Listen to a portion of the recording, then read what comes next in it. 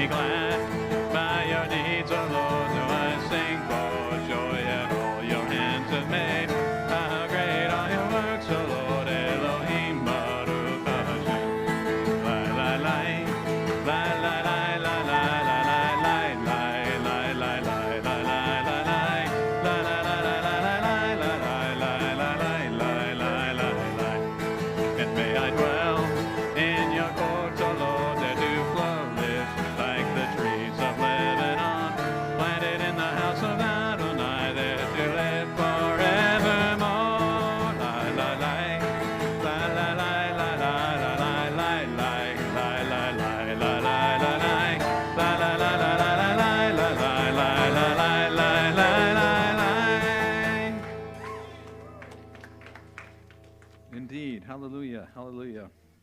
Well, this is supposed to be a celebration, so we're supposed to make a lot of noise and have a good time. We follow the standard Jewish model of a celebration, which basically is that they tried to kill us, Adonai delivered us, let's have a party. Or let's eat. There's a variation depending on what your doctrine and your theology is. It's just one of those two things. The Lord shall cause His glorious voice to be heard. You shall have a song in the night. Come to the mountain of the Lord. See His glory and His might. The mighty one of Israel. The mighty one of Israel. The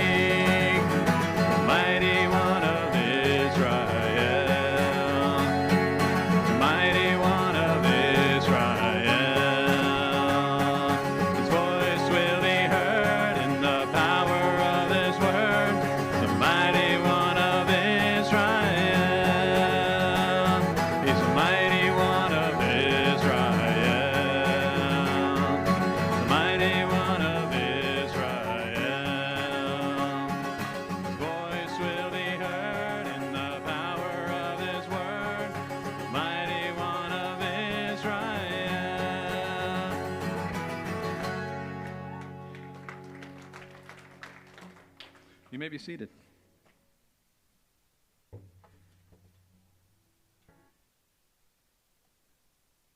Hag Sameach. What we're doing tonight is what we do for our tradition for Purim is we have the kids do a spiel. And in the past, we've had our kids do a spiel, and the kids have kind of gotten older and older and older. And now they're pretty much all in high school and in college. And like somebody asked if my daughter was going to be here tonight. And I said, no, she's away in college. And she said, not going to be here. And so it's like, well, what are we doing? So what we did is we shifted. It's a generational thing, the door of a door from generation to generation. And now we've got our Shabbat school kids who are doing the spiel without the tutelage and guidance of the older kids. So it's like a reset. It's like starting over. And so we're starting over with a whole new generation of kids doing the spiel. So this is going to be a lot of fun, and it should be just really delightful.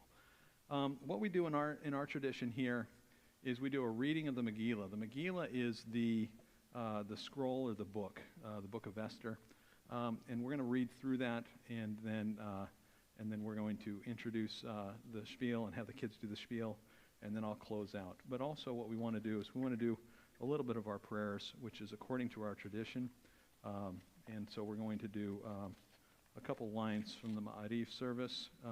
There's a blessing that we begin with, a traditional blessing, which is a Shehechianu, and this blessing is thanking Adonai and blessing Adonai, who has kept us alive, sustained us, and enabled us to reach this season.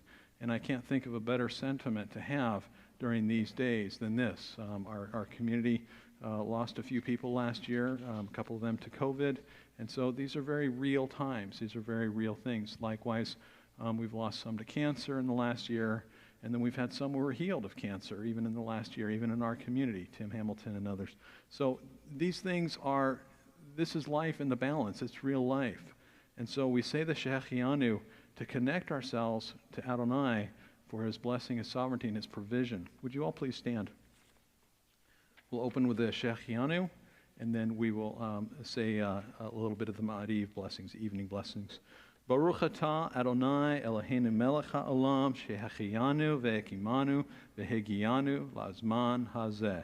In English, blessed are you, O Lord our God, King of the universe, who has kept us alive, sustained us, and enabled us to reach this season.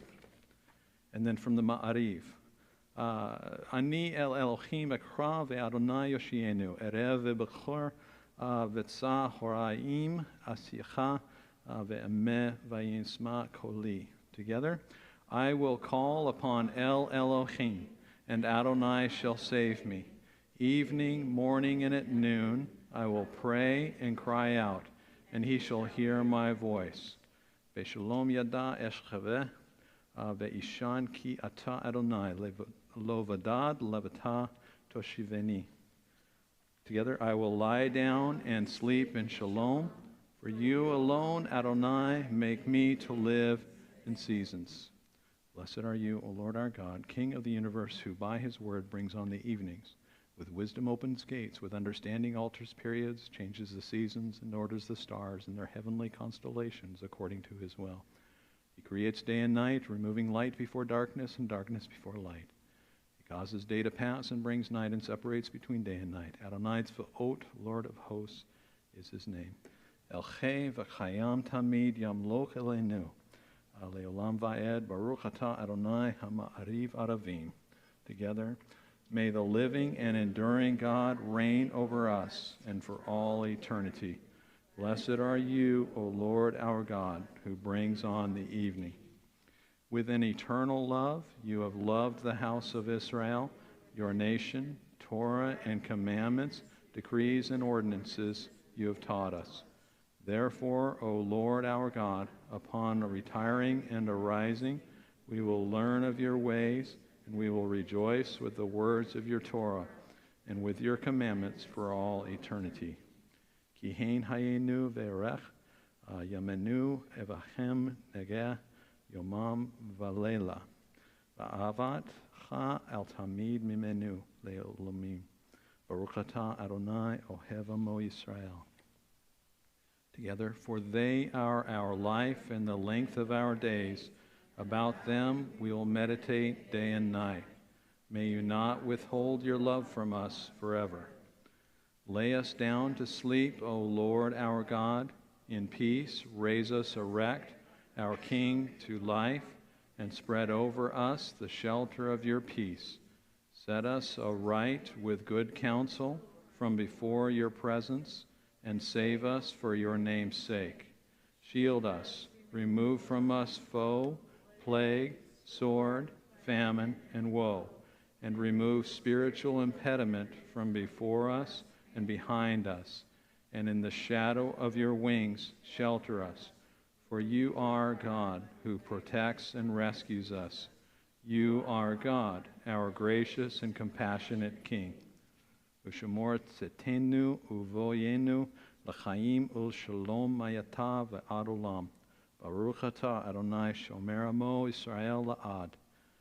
Safeguard our going out and our coming in for life and for peace, both now and forevermore. Blessed are you, Lord our God, who protects his people, Israel, forever. You may be seated.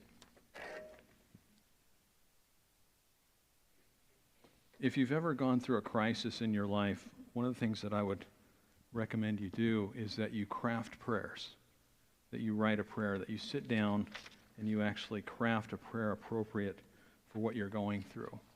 Because you can concentrate on it. We have an idea sometimes that prayer needs to be spontaneous for it to be authentic, and that's not the case. You can craft a prayer that is a very careful representation of where you're at in these days and these times of your life, and you can offer up that prayer multiple times, and it actually builds your faith in a different way, and no less sincere, no less genuine, no less authentic.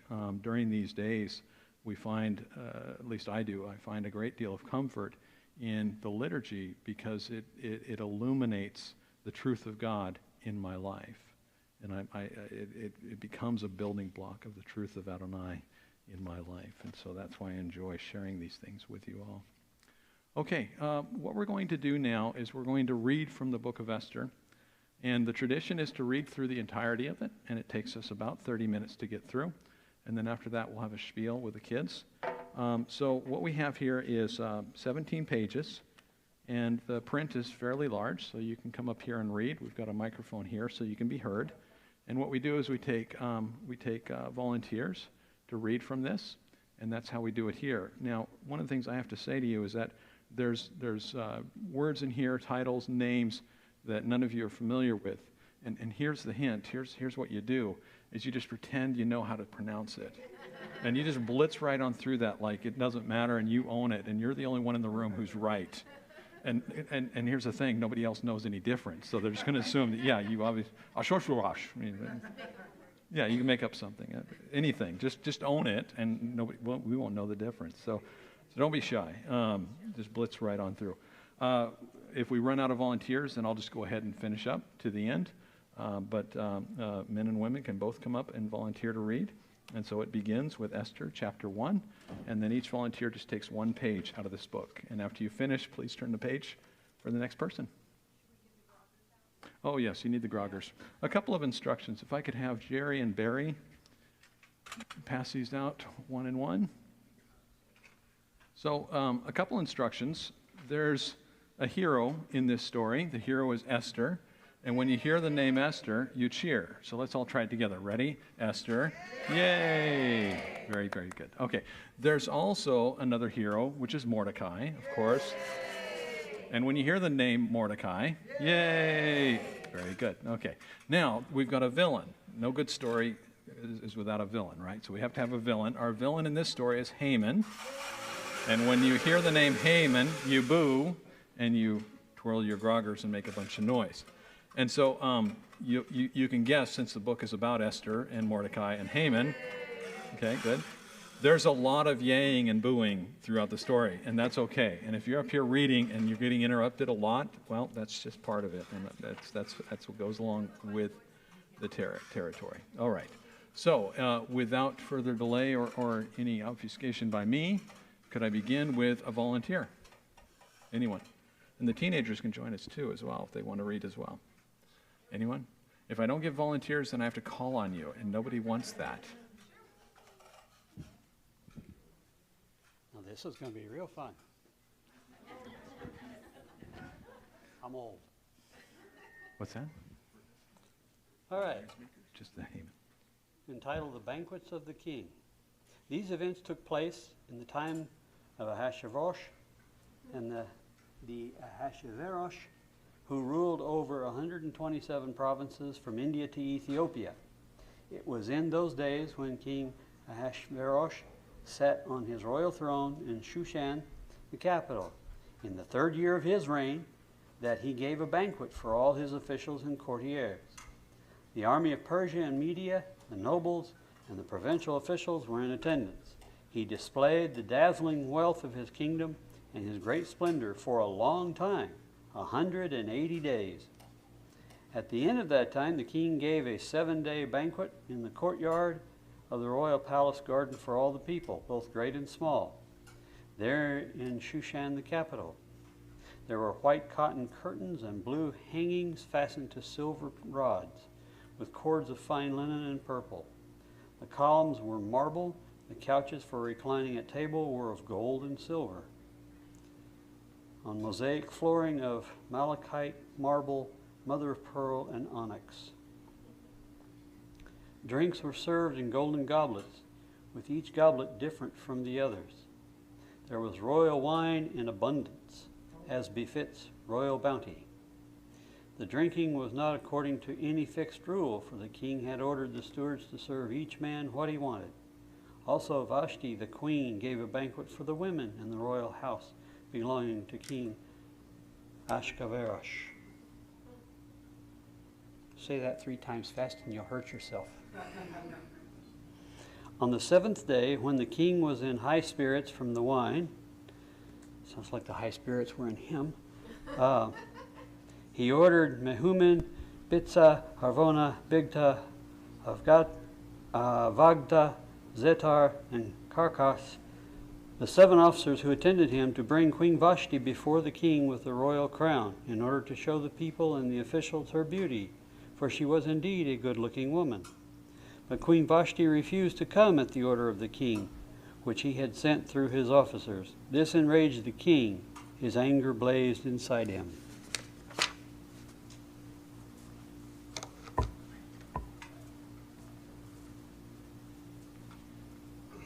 Queen Vashti is banished from the king's presence. As was the king's custom, he consulted sages well versed in matters of law and justice. With them was Kashara, Shetar, Admata, Tarshish, Meres, Marsa, and Memucan, the 7 vice regents of Persia and Media, who were part of the king's inner circle and were the most important officials in the kingdom. The king asked the sages, according to the law, what should we do to Queen Vashti, since she disobeyed the order of King Ahasuerus conveyed by the officers? Mehucan presented the king and vice regents this answer. Vashti, the queen, was wronged, not only the king, but also all the officials and all the peoples and all the provinces of King Ahasuerus, because this act of the queen's will become known to all women, who will then start showing disrespect towards their own husbands. They will say King Ahasuerus ordered Vashti the queen to be brought before him, but she wouldn't come. Moreover, the noble ladies of Persia and Media, who hear the queen's conduct, will mention it to all the king's officials, which will bring about no end of disrespect and discord.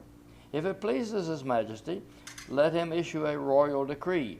Let it be written as one of the laws of the Persians and Medes, which are irrevocable, that Vashti is never again to be admitted into the presence of King Ahasuerus, and that the king give her royal position to someone better than she, when the edict made by the king is proclaimed throughout the length and breadth of the kingdom.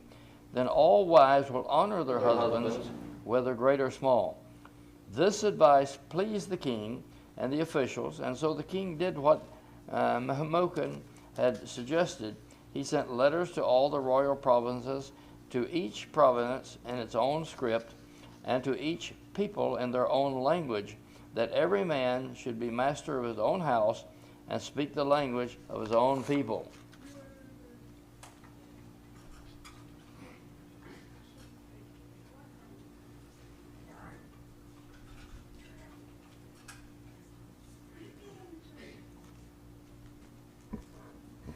A while later, when King Achashverosh's anger had subsided, he remembered Vashti, what she had done, and what had been decreed against her. The king's servants attending him said, a search should be made for young, good-looking virgins. The king should appoint officials in all the provinces of the kingdom to gather all the young, good-looking virgins to the house for the harem in Shushan, the capital.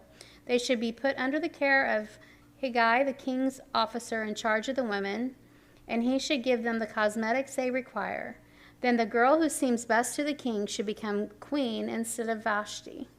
This proposal pleased the king, so he acted accordingly. There was in Shushan, the capital, a man who was a Jew, whose name was Mordecai, the son of Yair, the son of Shimei, the son of Kish, a Binyamini. He had been exiled from Jerusalem with the captives, exiled with Jeconiah, king of Judah, whom Nebuchadnezzar, king of Babel, had carried off. He had raised Hadassah, that is Esther, his uncle's daughter, because she had neither father nor mother. The girl was shapely and good-looking. After her father's and mother's death, Mordecai had adopted her as his own daughter. When the king's order and decree were proclaimed, and many girls assembled in Shushan, the capital, under the care of Haggai, Esther, too, was taken into the king's house and put under the care of Haggai, who was in charge of the women. The girl pleased him and won his favor, so that he lost no time in giving her her cosmetics, her portions of special food, and 7 girls from the king's palace to attend her. He also promoted her and the girls attending her to the best place in the harem's quarters. Esther did not disclose her people or family ties because Mordecai had instructed her not to tell anyone. Every day, Mordecai would walk around in front of the courtyard of the harem's house in order to know how Esther was doing and what was happening to her.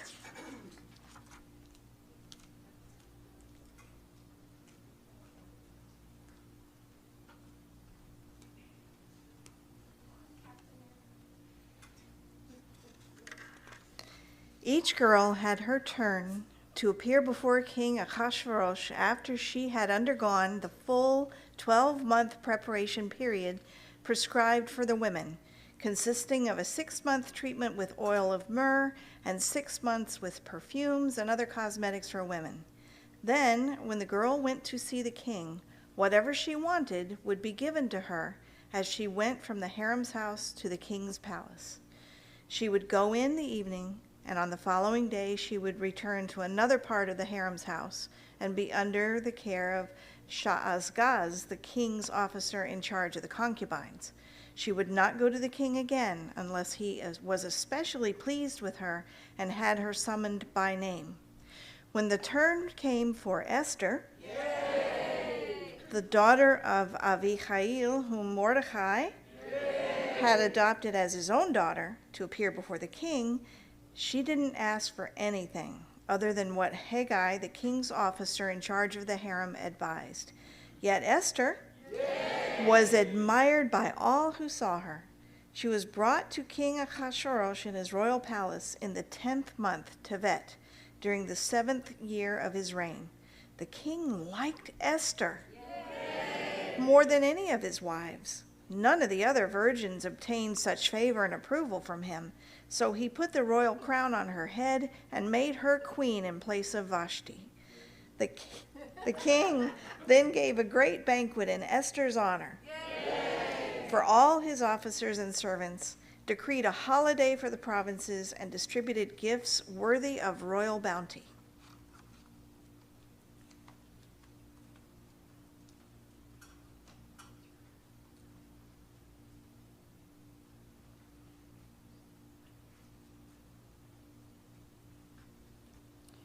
Mordecai saves the king. When the girls would gather on other occasions, Mordecai would sit at the king's gate. Esther had not yet revealed her family ties or her people, as Mordecai had ordered her. For Esther continued obeying what Mordecai told her to do so, as she had when he was raising her. On one of those occasions, when Mordecai was sitting at the king's gate, two of the king's officers, Bigtan and Teresh, from the group in charge of the private entryways, became angry and conspired to assassinate King Ahasuerus. But Mordecai learned about it and told Esther, the queen. Esther reported it to the king, crediting Mordecai. The matter was investigated, found to be true, and both were hanged on a stake. All this was recorded in the daily journal that was kept with the king. Sometime later, King Ahasuerus began to single out Haman, the son of Hammedatha the Agagite, for advancement. Eventually, he gave him precedence over all his fellow officers. All the king's servants at the king's gate would kneel and bow down before Haman, because the king had so ordered it. But Mordecai would neither kneel nor bow down to him. The king's servant at the king's gate asked Mordecai, "Why don't you obey the king's order?" But after they had confronted him a number of times without his paying attention to them, they told Haman, in order to find out whether Mordecai's explanation that he was a Jew was suffice to justify his behavior. Haman was furious when he saw that Mordecai was not kneeling and bowing down to him. However, on learning what people Mordecai belonged to, it seemed to him a waste to lay hand on Mordecai alone. Rather, he decided to destroy all of Mordecai's people, the Jews, throughout the whole of Ahasuerus' kingdom. I think so.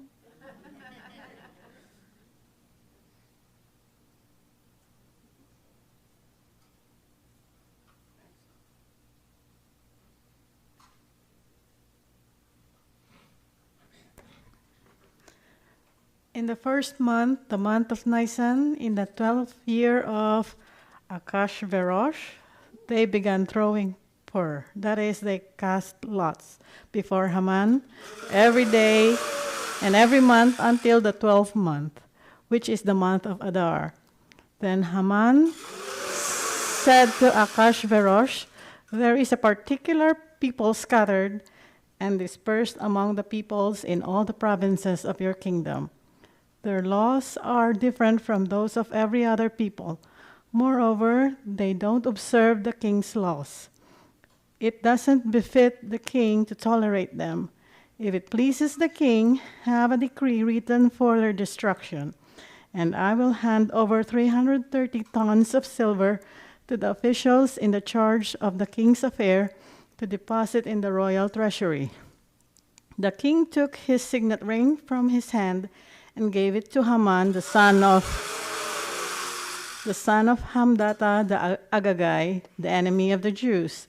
The king said to Haman, "The money is given to you and the people too, to do with as seems good to you." The king's secretaries were summoned on the 13th day of the first month. They wrote down all Haman's order to the king's army commanders and governors in all the provinces and to the officials of every people, to each province in its own script, and to each people in their own language.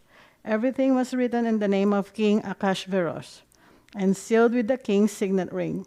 Letters were sent by courier to all the royal provinces to destroy, kill, and exterminate all Jews from young to old, including small children and women, on a specific day, the 13th day of the 12th month, the month of Adar, and to seize their goods as plunder. A copy of the document, to be issued as a decree in every province, was to be publicly proclaimed to all the peoples, so that they would be ready for that day.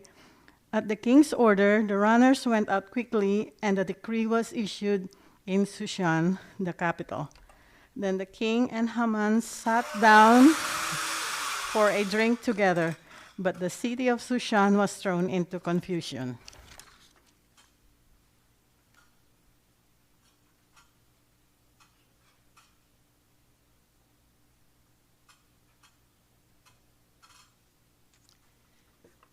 Esther learns of Haman's plot. When Mordecai learned everything that had been done, he tore his clothes, put on sackcloth and ashes, and went through the city, lamenting and crying bitterly. He stopped before entering the king's gate, so no one was allowed to go inside the king's gate wearing sackcloth.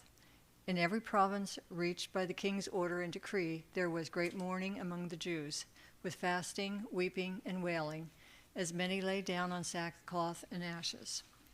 When the girls and officials attending Esther came and informed her of this, the queen became deeply distressed. She sent clothes for Mordecai to wear instead of his sackcloth, but he wouldn't accept them. So Esther summoned Hadka, one of the king's officials attending her, and instructed him to go to Mordecai and find out what this was all about and why. Hadka went out to Mordecai in the open space in front of the king's gate, and Mordecai told him everything that had happened to him and exactly how much silver Haman had promised to put in the royal treasury for the destruction of the Jews. He also gave him a copy of the decree for their destruction issued in Shushan, so that he could show it to Esther, explain it to her, and then instruct her to approach the king, intercede with him, and implore his favor on behalf of her people. Hadakah returned and told Esther what Mordecai had said. Then Esther spoke to Hadakah and gave him this message for Mordecai. All the king's officials, as well as the people in the royal provinces, know if anyone, man or woman, approaches the king in the inner courtyard without being summoned, there is just one law: he must be put to death. Unless the king holds out the gold specter for him to remain alive, I haven't been summoned to the king's for the past 30 days.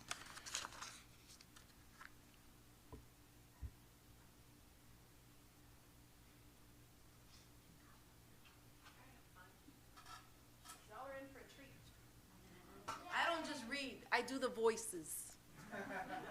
Hey, there's a reason I'm the cantor, right? Upon being told what Esther had said, Mordecai asked them to give Esther this answer. Don't suppose that merely because you happen to be in the royal palace, you will escape any more than the other Jews. For if you fail to speak up now, relief and deliverance will come to the Jews from a different direction. But you and your father's family will perish. Who knows whether you didn't come into your royal position precisely for such a time as this? If that's not a Jewish guilt trip, I don't know what is. Esther plans to intercede. Here we go. Esther had them return this answer to Mordecai. Go, assemble all the Jews to be found in Shampoo, and have them fast for me, neither eating nor drinking for 3 days, night and day. Also, I and the girls attending me will fast the same way. Then I will go to the king, which is against the law, and if I perish, I perish. Very Jewish of her. Then Mordecai went his way and did everything Esther had ordered him to do. Esther plans a banquet. Here we go. On the third day, Esther put on her royal robes and stood in the inner courtyard of the king's palace, opposite the king's hall. The king was sitting on his royal throne in the king's hall, across from the entrance to the hall. It's a lot of halls. When the king saw Esther, the queen, standing in the courtyard, she won his favor. So the king extended the gold scepter in his hand towards Esther. Esther approached and touched the tip of the scepter. "What is it you want, Queen Esther?" the king asked her. "Whatever you request, up to half the kingdom, it will be given to you. If it is all right with the king," answered Esther, "let the king and Haman come today to the banquet I have prepared for him." The king said, "Bring Haman quickly, so that Esther has asked for can be done." So the king and Haman came to the banquet Esther had prepared. There you go.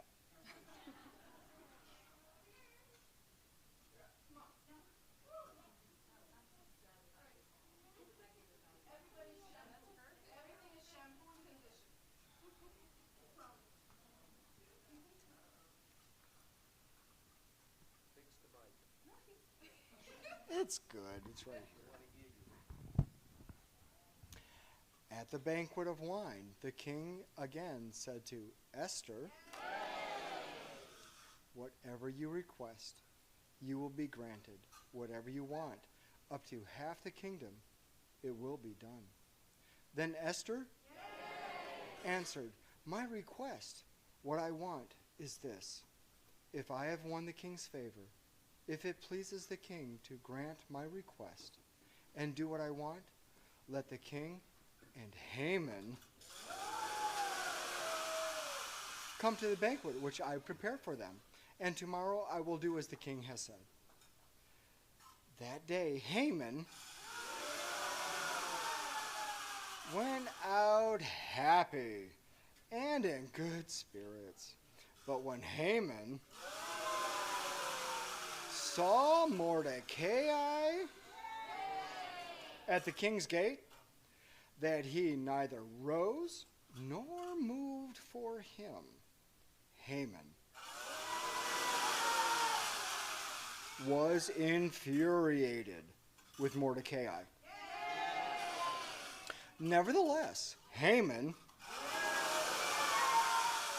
restrained himself and went home, where he summoned and brought his friends and Zeresh his wife. Haman boasted to them about his vast wealth, his many sons, and everything connected with how the king had promoted him and given him precedence over the other officials and servants of the king. Indeed, Haman added, Esther, the queen, let nobody into the banquet with the king that she had prepared, and except myself. And tomorrow, too, also, I am invited by her, together with the king. Yet none of this does me any good at all, as long as I keep seeing Mordecai, the Jew, remaining seated in the king's gate. At this, Zeresh, his wife, and all his friends said to him, have a gallows 75 feet high constructed, and in the morning speak to the king about having Mordecai hanged on it. Then go in and enjoy yourself with the king. At the banquet, Haman, he liked the idea. So he had the gallows made. Next.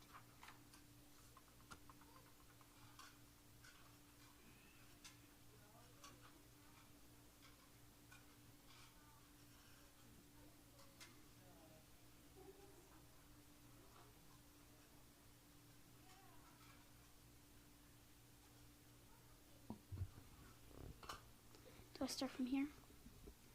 Okay. That night, the king couldn't sleep, so he ordered the records of the daily journal brought, and they were read to the king. It was found written that Mordecai had told Bigtana and Teresh, two of the king's officers from the group in charge of the private entryways, who had conspired to assassinate King Achaz. Okay. The king asked, what honor or distinction was conferred on Mordecai? For this, the king's servants answered, nothing was done for him. The king then asked, who's that in the courtyard? For Haman had come into the outer courtyard of the king's palace to speak to the king about hanging Mordecai. On the gallows he had prepared for him, the king's servants told him, it's Haman.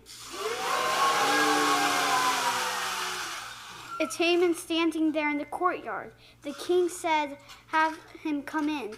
So Haman came in. The king said to him, what should be done for a man that king wants to honor? Haman thought to himself, one would the king would to honor more than me. So Haman answered the king, for a man the king wants to honor, have royal robes brought which the king himself wears, and the horse the king himself rides, with a royal crown on its head. The robes and the horse should be handed over to one of the king's most respected officials, and they should put the robes on the man the king wants to honor and lead him on horseback through the streets of the city, proclaiming ahead of him, this is what is done for a man whom the king wants to honor. The king said to Haman,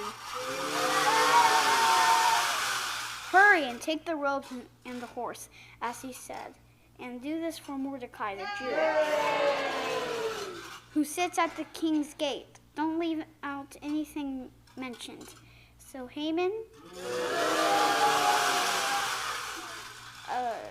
took the robes and the horse, dressed Mordecai, and led him riding through the streets of the city, as he proclaimed ahead of him, this is what is done for a man whom the king wants to honor. Then Mordecai returned to the king's gate, but Haman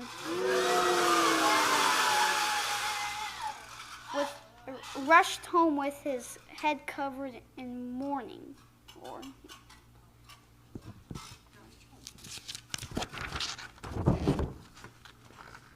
Play it again. The next volunteer.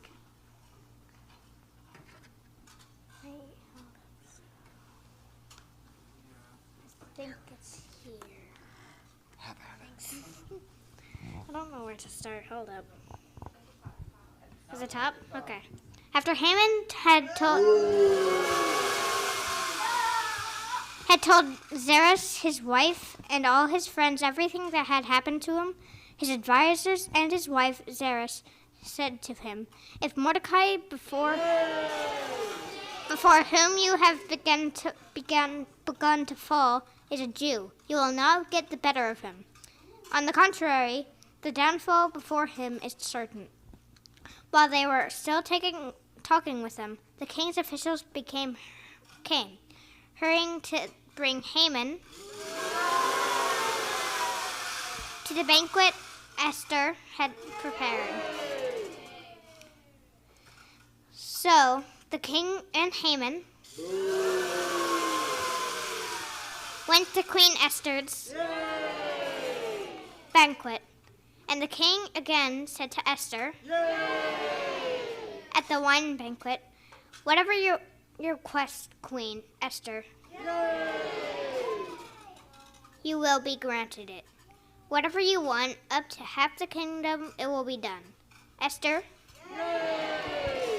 the queen answered, "If I have won your favorite king, and if it pleases the king, then what I ask be given me, my own life, and the lives of my people. For many have been sold, and my people to be destroyed, killed, exterminated. If we had only been sold as men and women slaves, I would have remained quiet. Since then, our trouble would not have been worth the damage it would have cost the king to alter the situation." King asked, hold up. This is a hard word, hold up. Xerxes? Okay. Asked Esther the queen, "Who is he? When the man who dared to do such a thing," Esther said, "a ruthless enemy. It is the wicked Haman."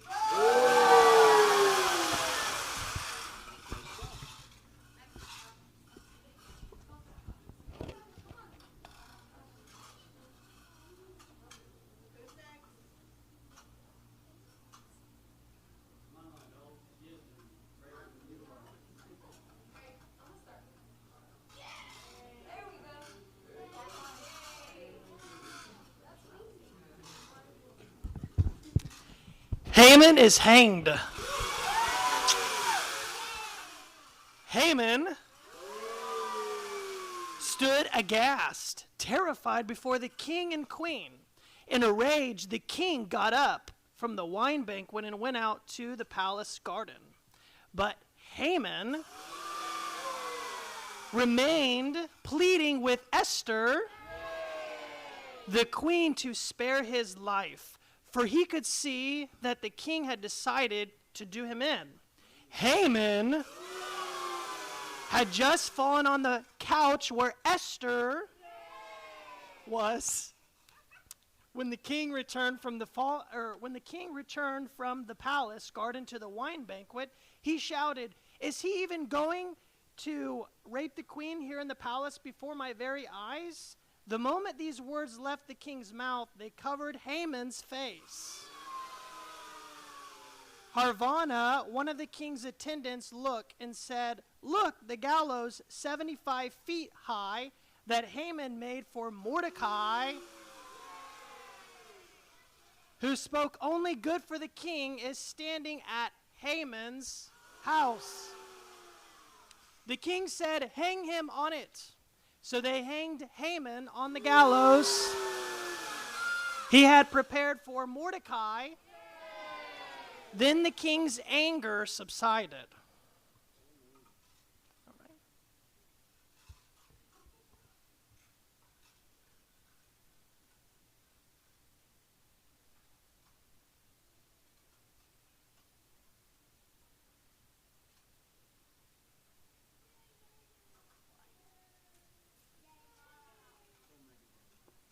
All right, turn the page. I was like, I thought Haman already got hanged. Thank you very much. We can do it twice, though, if you really need. All right. The Jews allowed to defend themselves. King Ahasuerus said to Esther the queen and Mordecai the Jew, "Listen, I gave Esther the house of Haman, and they hanged him on the gallows because he threatened the lives of the Jews. You should issue a decree in the king's name for whatever you want concerning the Jews and seal it with the king's signet ring, because a decree written in the king's name and sealed with the king's ring can't be resigned by anyone." The king's secretaries were summoned at that time on the 23rd day of the 3rd month, the month of Sivan, and a decree was written according to everything Mordecai ordered concerning the Jews, to the army commanders, governors, and officials of the provinces from India to Ethiopia, 127 provinces, to each province in its script and to each people in their language, also to the Jews in their script and their language. They wrote in the name of King Ahasuerus and sealed it with the king's signet ring. They sent the letters by couriers on horseback riding fast horses used in the king's service and bred from the royal stock. The letters said that the king had granted the Jews in every city the right to assemble and defend their lives by destroying, killing, and exterminating any forces of any people or province that would attack them, their little ones, or their women, or who would try to seize their goods as plunder on the designated day in any of the provinces of King Ahasuerus, namely the 13th day of the 12th month, the month of Adar.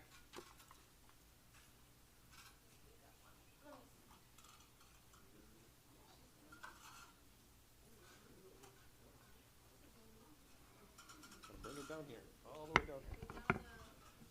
Here we go. Ready? Yeah, let's bring this one so we can see.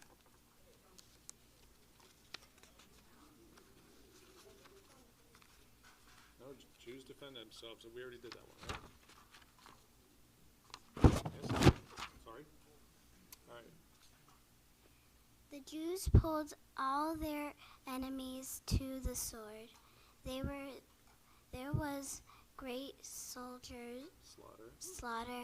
and destruction as they did whatever they wanted to those who hated them in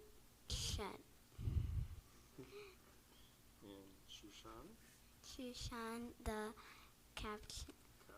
capital, and Jews slaughtered 500 men.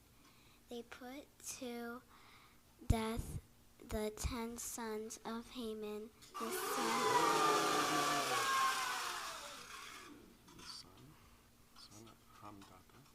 the son of Hamdatha, and an enemy of the Jews.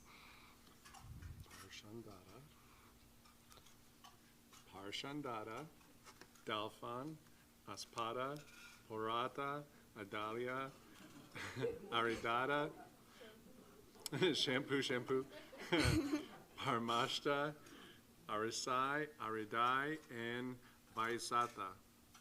Okay, now you can. But they did not touch the spoil. Okay. The same day after the king had been told the number of those killed in Shushan, the capital, he said to Esther the queen, "Yay! If the Jews have slaughtered 500 men in Shushan, the capital, and the 10 sons of Haman, what have they done in the rest of the royal provinces? Now, whatever your request, you will be granted it. Whatever more you want, it will be done." Esther replied, "If it pleases the king, let the Jews in Shushan act again tomorrow in accordance with today's decree. Also have Haman's 10 sons hanged on the gallows." The king ordered these things done. A decree was issued in Shushan, and they hanged Haman's 10 sons. So the Jews in Shushan assembled also on the 14th day of the month of Adar and killed 300 men in Shushan, but they did not touch the spoil. The other Jews, those in the royal provinces, had assembled, defended their lives, and won rest from their enemies, killing 75,000 of those who hated them, but without touching the spoil on the 13th day of the month Adar. So on the 14th day of Adar, they rested and made it a holiday for celebrating and rejoicing. However, the Jews of Shushan assembled on both the 13th and 14th days of Adar. So it was on the 15th day that they rested and made it a holiday for celebrating and rejoicing. This is why the Jews of the villages, those who live in unwalled towns, make the 14th day of the month of Adar a day for celebrating and rejoicing. a holiday and time for sending each other portions of food.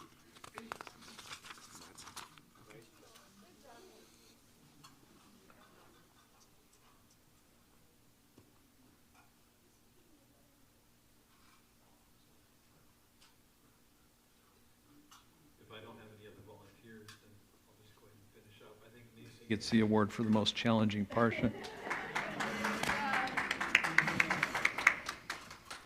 Mordecai recorded these events and sent letters to all the Jews in all the provinces of King Ahasuerus, both near and far, instructing them to observe the 14th day of the month of Adar and the 15th day every year to commemorate the days on which the Jews obtained rest from their enemies, and the month which for them was turned from sorrow into gladness and from mourning into a holiday. They were to make them days of celebrating and rejoicing, sending portions of food to each other and giving gifts to the poor. So the Jews took it upon themselves to continue what they had already begun to do. And as Mordecai had written to them, because Haman, the son of Hamdata the Agagite, the enemy of the Jews, had plotted against the Jews to destroy them and had thrown Pur, that is, cast lots, to crush and destroy them.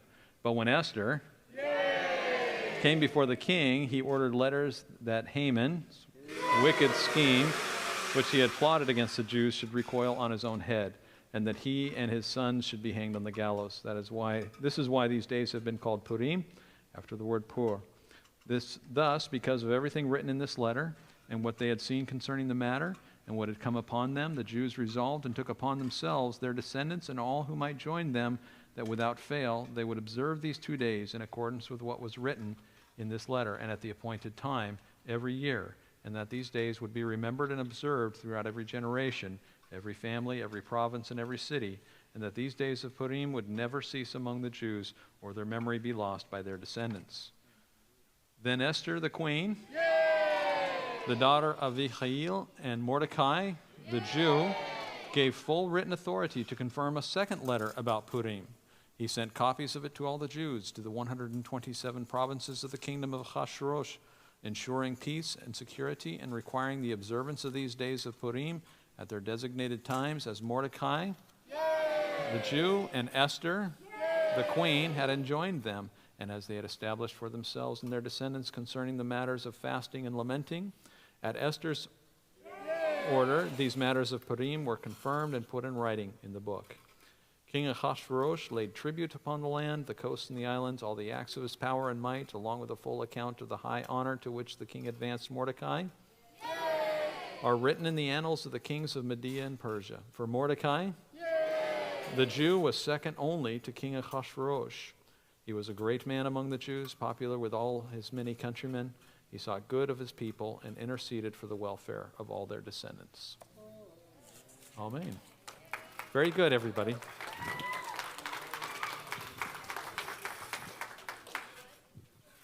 So, what we have for you now, for your delight and enjoyment, is the Spiel. The Spiel is just the reenactment, the play of what we just read. And as I said, it is our children who are doing the Spiel this year. So I will give you Rebitz and Casey and the Beth Yeshua players.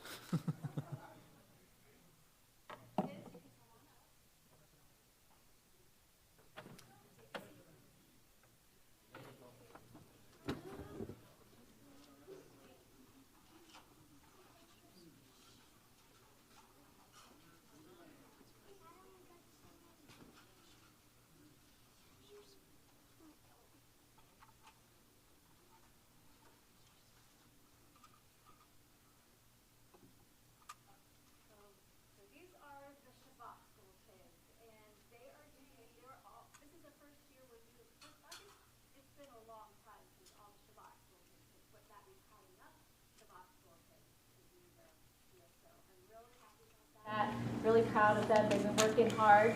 So bear with us as we do our scene changes, and I point and tell them what's what and where to go, but it's going to be a great time. So let's do it. I'm going to set up first. Here you go.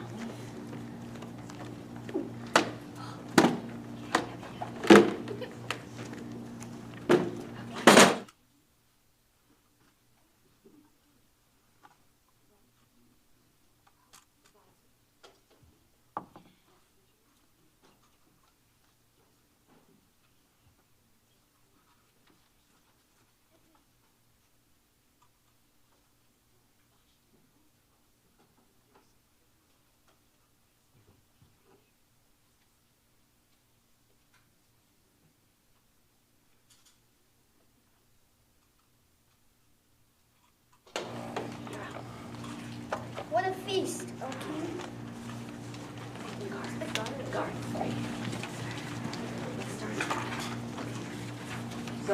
What a feast, O king. Yes. How about some entertainment, guys? Harris, go get Queen Vashti.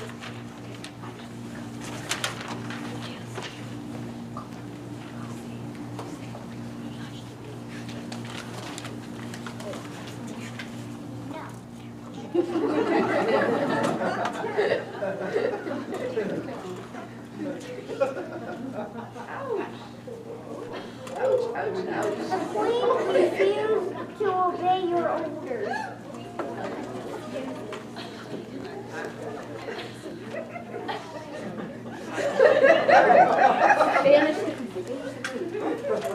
What can I do? Other women hear that the queen has disobeyed her husband and was not punished. They will all rise up against their husbands, and the result will be chaos. The king must banish her. Okay, now banish the queen. Go, Vashti, run! That's fine. Banish the queen. Okay, that's fine. She's banished. All right. I've got the crown. She's banished. Let's go back to the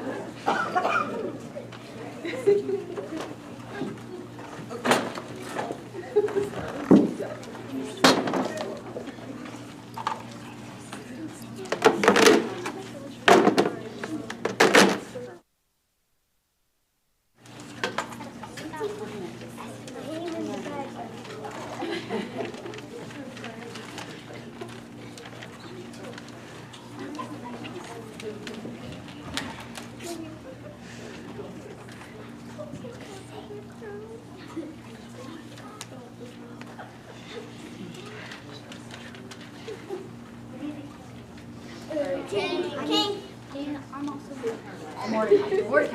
Nope, there's no king. Mordecai, go ahead.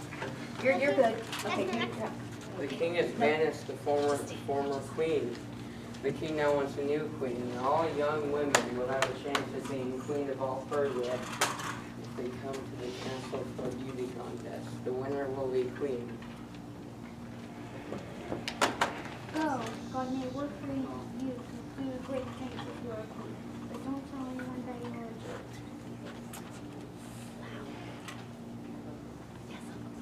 Yes. King. Okay, I need a chair.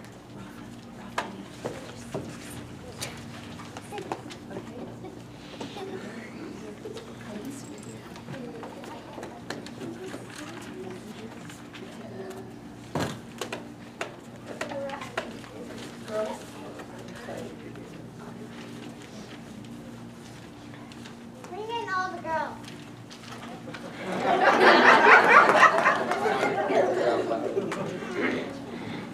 I choose you.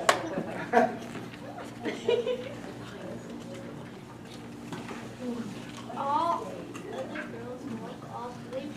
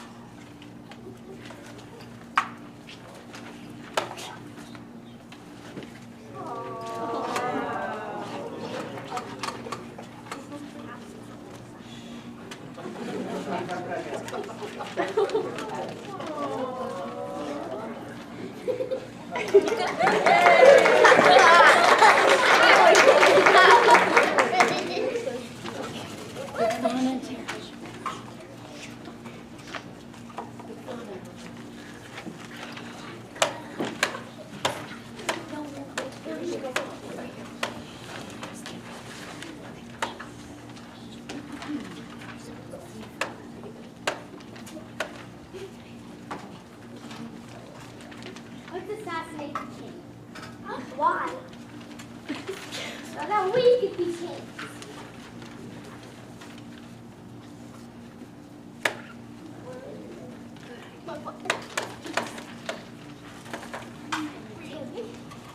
Good idea. Oh,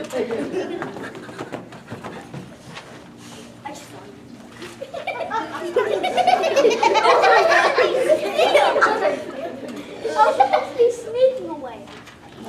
All right, everybody sit down. Okay, I need Hey, a chair. I need a chair. A chair. More.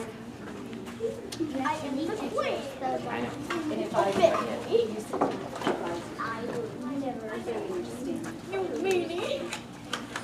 How dare you try to kill me? How dare you? I will kill you. See who that is? You cannot kill me. That's a fake one. I'll kill you. Let's go behind your dad. That's right. The guards Terry and Tarish are going to attempt to kill the king to be ready. Bad guards. Bye, Dad. Yes.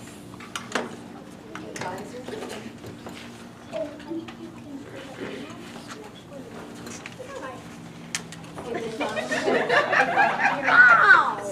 Josiah. That really hurt. Big Don, John. Okay.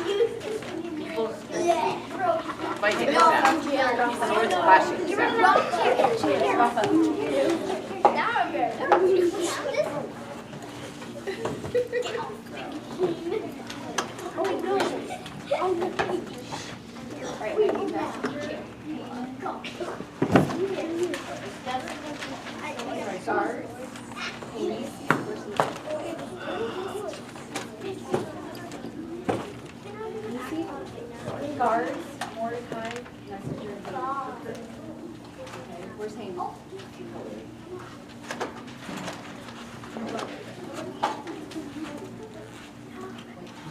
Make way for Lord Haman.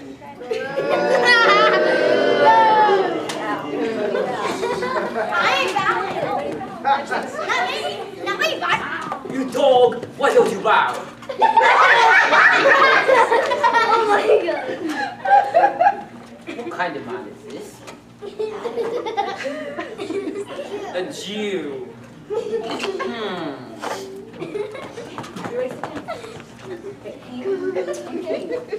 Haman and King.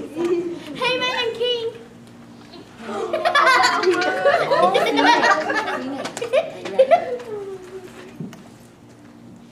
A great king. There is a certain men among your kingdom who are evil. If I have your permission, I will go make a decree that they will all be killed in the month of Adar. Whatever. Here's my ring. Thank you, O great king.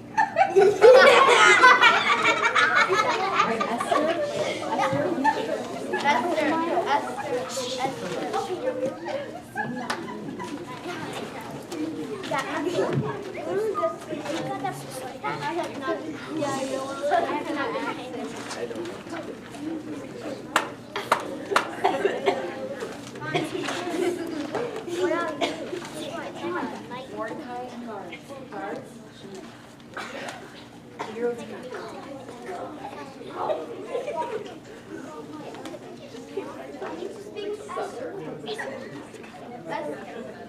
Okay. It's your line. What is it?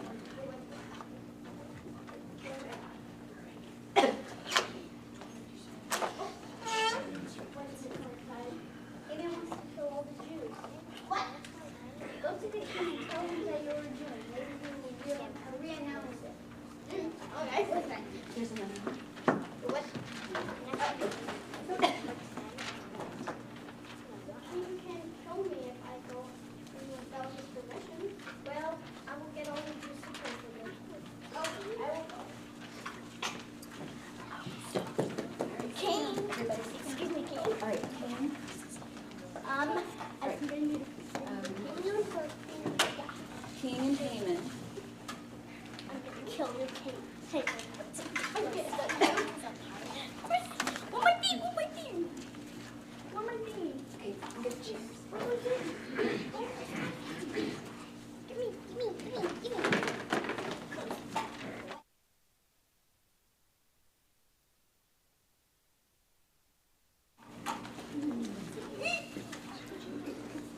Where am I? I'm going to sit down here.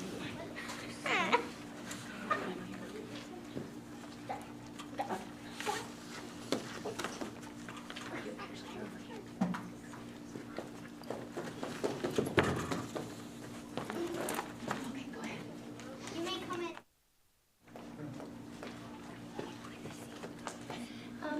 Oh great king, I have. What? Oh great king, I have something to tell you. I would like to invite you and Haman to a feast that I have prepared. Haman, prepare to go with me. We will be there soon.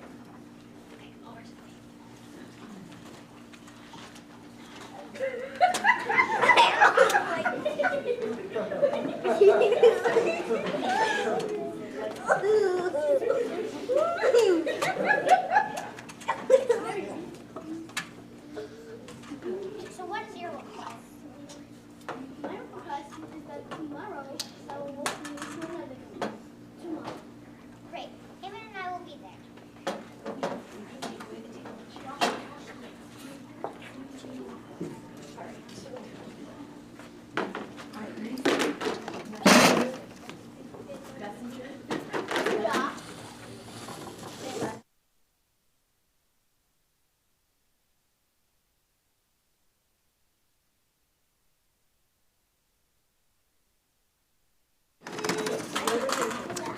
You're not dead. Wait, am I supposed to be dead? No. No, I heard. No, we're actually sent to jail. I know you guys are Spanish. Yeah, I know you guys. I will try and kill you next. Bow! No! The queen invited me That's the and the best king name. to a banquet. She thinks that I am as important as the king. Oh, no, I don't.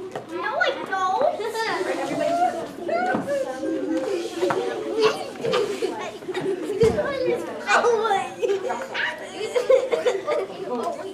Oh my God, you're too ugly. What is the matter? Yeah. Even though I am second in command, and even the queen thinks so, Mordecai still won't bow to her. I have an idea. How much does it take for hours? Then ask the king permission to contain Mordecai. Would we have to make the gallows? Well, he is very tall. Let's do 75 feet, just in case.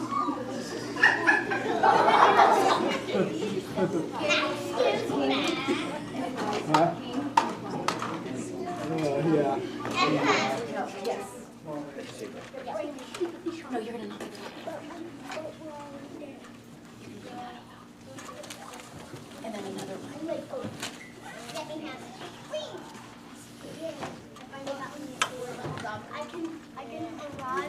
I can rise right now.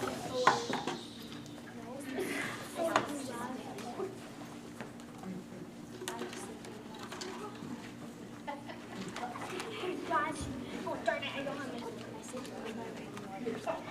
This is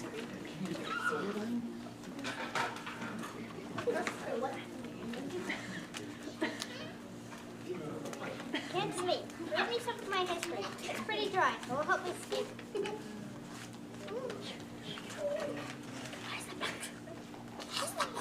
Oh, the book. King Ahasuerus led out his army against the Greeks. He decided to make a bridge out of boats across the Hellespont. Not that. I want some happy story. Since Greek Diana and Teresh conspired against the king, but Mordecai saved the king. What was he rewarded with? Nothing, I guess.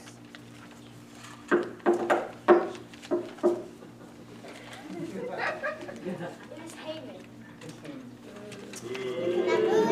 You cannot King. come in. I would like to ask you something. First, I would like you to tell me what I should do for someone who has pleased me.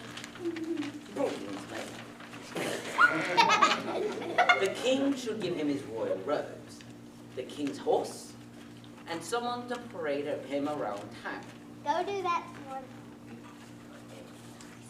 Mordecai. Oh. Go do that to Mordecai.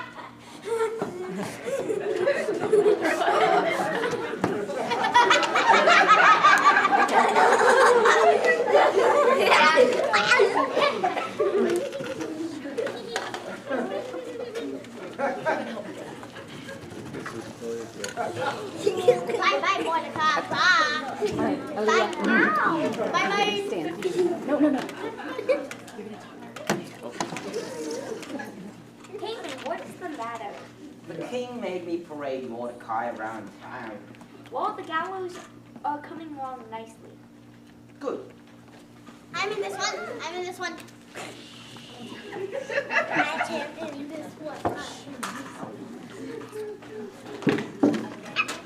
Yes.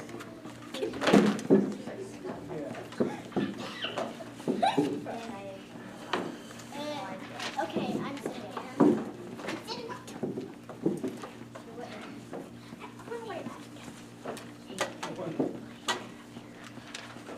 Well, this is great food, but what is your request? Okay. Save my people and me. I am a Jew and human plans to kill all of us.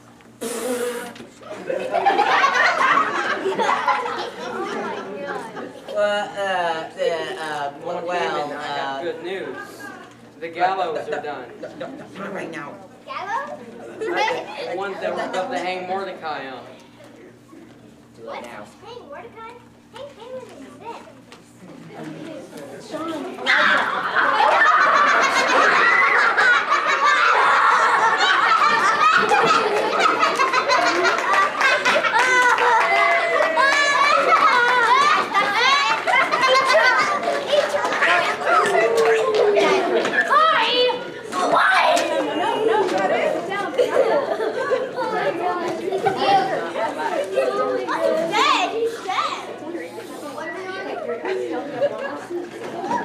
Okay, King, you're back here. Oh my God. That was really You did something bad. No, you Jill. Hi, Jill. Well, I'll give you all the angel. He's a master. Yes, master. What's the last name? Master. Why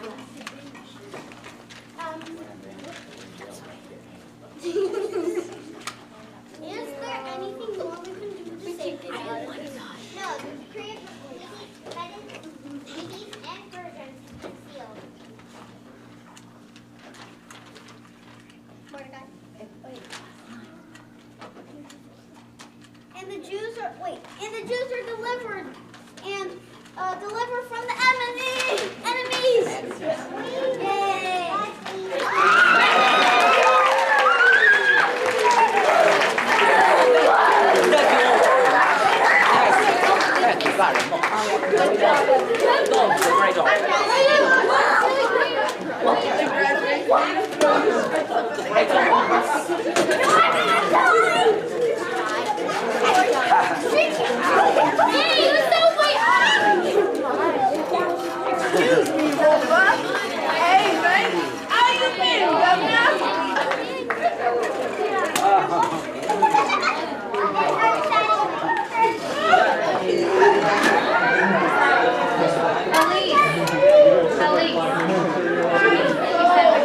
Your wedding is going to become hilarious. Okay, kids, come with me. Okay, I have to go for. Wait, do all of us have to come with you? Okay, bye.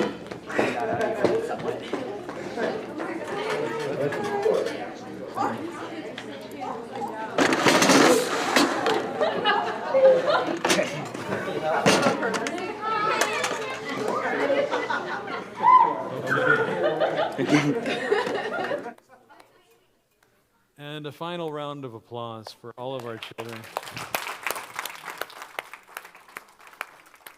And that's how you do that. Okay. Also, a big a round of appreciation for my wife, Rebitson Casey, who continues to do things that I could never do.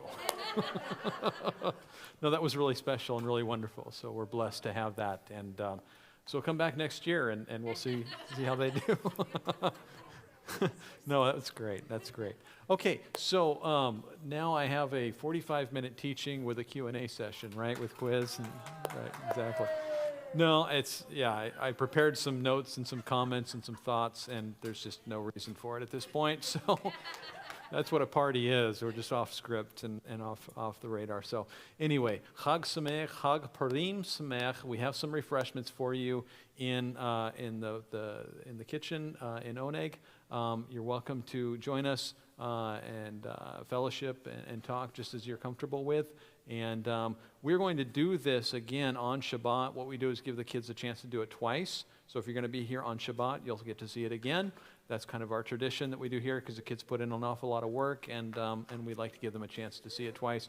Plus, we have some people who won't come out in an evening service. They might come out during the day. So we just do it at both. So if you're going to be here on Shabbat, you'll see it again, and so on and so forth. So that's just a really good time, and that's how we do that tradition here. But in the meantime, if you have any questions or any comments, if you'd like to ask myself or Rebitson Casey, we'd love to talk. In the meantime, be blessed, and we'll see most of you, or at least some of you, back on Shabbat. Chag Sameach.